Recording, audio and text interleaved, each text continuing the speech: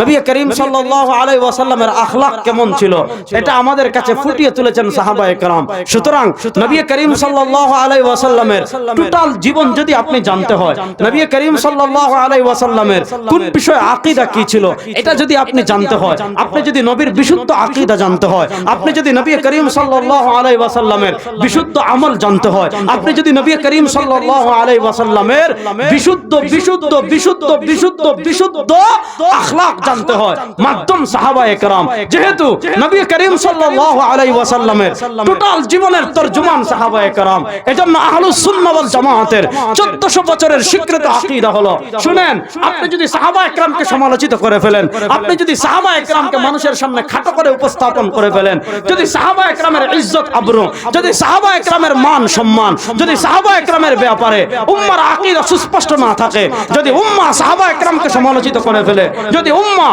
সাহাবায়ে কেরামের দিকে আঙ্গুল তুলে ফেলে, যদি উম্মাহ সাহাবায়ে কেরামকে গালিগালাজ করা শুরু করে, যদি উম্মাহ সাহাবায়ে কেরাম থেকে বেশি দিন বোঝা শুরু করে, যদি উম্মাহ সাহাবায়ে কেরাম থেকে বেশি আকীদা বোঝা শুরু করে, যদি উম্মাহ সাহাবায়ে কেরাম থেকে বেশি সহিহ হাদিস বোঝা শুরু করে, যদি উম্মাহ সাহাবায়ে কেরাম থেকে বেশি আখলাক স্বীকার করে, তাহলে বুঝবেন যারা সাহাবায়ে কেরামকে সমালোচিত করবে, সাহাবায়ে কেরামকে মানুষের কাছে খাটো করবে, সাহাবায়ে কেরামের ইজ্জতের উপর আঙ্গুল তুলবে, সাহাবায়ে কেরামের ইজ্জতের উপর কলম চালাবে, সাহাবায়ে কেরামের ব্যাপারে মন্দ দৃষ্টিতে থাকবে, সাহাবায়ে কেরামকে গালি দিবে, সাধারণ মানুষের অন্তরে খারাপ ধারণা তৈরি হয়, সাহাবায়ে কেরামের ব্যাপারে এমন কোন কথা বলবে, আল্লাহর নামে কসম করে বলি, আল্লাহর নামে কসম করে বলি, আল্লাহর নামে কসম করে বলি, কোন সাহাবা সমালোচক কখনো আহলুস সুন্নাহ ওয়াল জামাতের অন্তর্ভুক্ত হতে পারে না।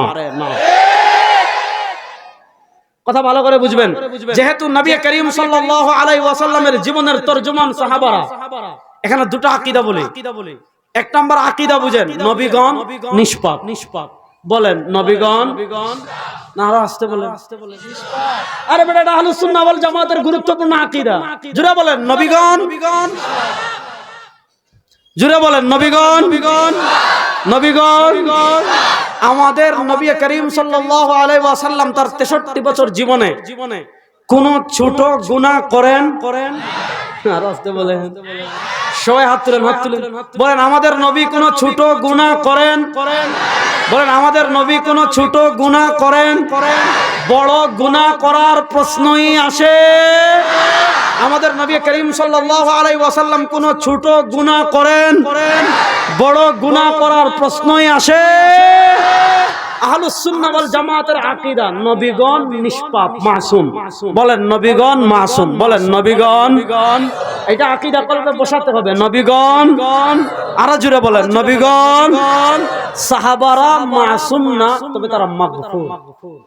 বলেন নবীগণ মাসুম, নবীগণ, সাহাবাগণ মাগফুর। সাহাবাগণ, দেখেন সাহাবাগণ মাগফুর মানে কি? তারা নিষ্পাপ না, তাদের থেকে গুনাহ হয়ে যেতে পারে, তারা গুনাহ করেছেন, কিন্তু সাহাবায়ে কেরাম গুনাহ করলেও তারা গুনাহর উপর ইস্তেকামত থাকেননি।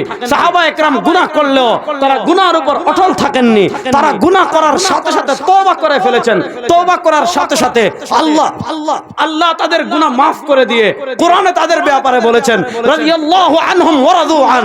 আল্লাহ কোরআনে বলেছেন আমিনু কামা আমানান নাস। আল্লাহ কোরআনে বলেছেন ফাইন আমানু বিমিসলি মা আমানতুম বিহি ফাকাদ ইহতাদাও। আল্লাহ কোরআনে বলেছেন ওয়াসাবিকুনাল আউয়ালুনা মিনাল মুহাজিরিন ওয়াল আনসার। আল্লাহ কোরআনে বলেছেন মুহাম্মাদুর রাসূলুল্লাহ ওয়াল্লাযীনা মাআহু আশিদ্দাউ আলাল কুফফারি রাহমাউ বাইনাহুম। সরওয়ার দু আলম বলেছেন লা তাসুব্বু আসহাবি ফাওয়াল্লাযী নাফসু মুহাম্মাদিন বিয়াদিহি লাউ আনফাকা আহাদুকুম মিসলা উহুদিন যাহাবা ফামা বালাগাত মুদ্দা আহাদিহিম ওয়ালা নাসীফাহু। সরওয়ার দু আলম বলেছেন আল্লাহ আল্লাহ ফি আসহাবি لا تتخذوهم غرضا من بعدي فمن أحبهم فبحبي أحبهم ومن أبغضهم فببغضي أبغضهم। আমার জামাতে সাহাবাকে আমার আল্লাহ মাগফুর ঘোষণা করেছেন, আমার আল্লাহ তাদের প্রতি সন্তুষ্টির কথা ঘোষণা করেছেন। সুতরাং যারা সাহাবার দিকে আঙ্গুল তুলবে, সাহাবাকে গালি দিবে, সাহাবায়ে কেরামকে সমালোচনা করবে, এরা কোরআনের দুশমন, আল্লাহর দুশমন, নবীর দুশমন, ইসলামের দুশমন।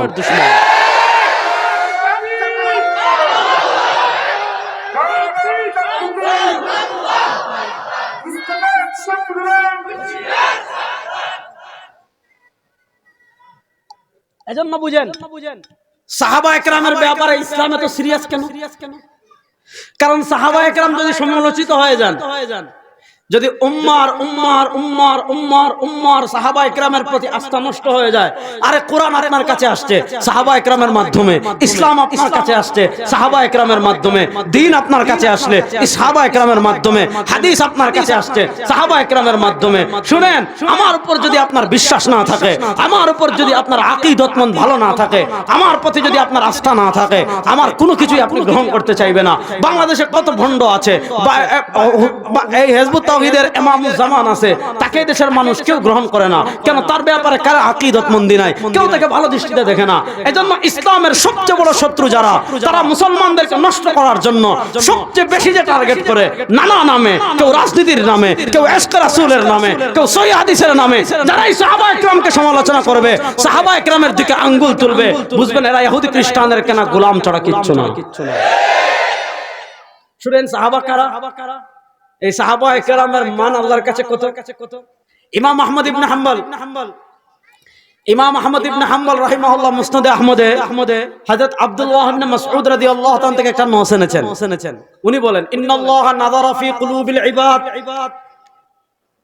আল্লাহ তাআলা দুনিয়ার সব মানুষের অন্তরের দিকে তাকিয়েছেন। ইন্নাল্লাহা নাযারা ফি কুলুবিল ইবাদ, আল্লাহ তাআলা দুনিয়ার সব মানুষের অন্তরের দিকে তাকিয়েছেন রূহের জগতে।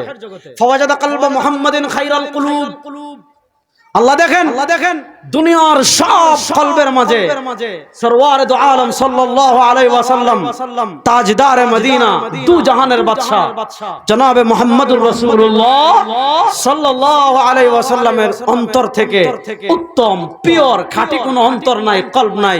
আল্লাহ তাকে নবুয়তের দায়িত্বের জন্য যাচাই বাছাই করেছেন। এরপর সুম্মা নাযারা ফি কুলুবিল ইবাদ, এরপর আল্লাহ আবার দুনিয়ার সব মানুষের কলবের দিকে তাকালেন। ফাওয়াজাদা কলবা আসহাবে মুহাম্মাদিন খায়রাল কুলুব, আল্লাহ দেখেন নবী করিম সাল্লাল্লাহু আলাইহি ওয়াসাল্লামের সাহাবা ইকরামের কলব থেকে পরিশুদ্ধ পিওর খাঁটি অন্তর কারণে আল্লাহ সাহাবা ইকরামকে নির্ধারণ করলেন তার নবীকে সাহায্য করার জন্য, তার দ্বীন ইসলামকে দুনিয়াতে প্রতিষ্ঠা করার জন্য। এই সাহাবা ইকরামের মর্যাদা আল্লাহর কাছে কতটুকু, ইবনে মাসউদ রাদিয়াল্লাহু তাআলার বর্ণনা এসেছে, মা রাআহুল মুসলিমুনা হাসান ফাহুয়া ইনদাল্লাহি হাসান।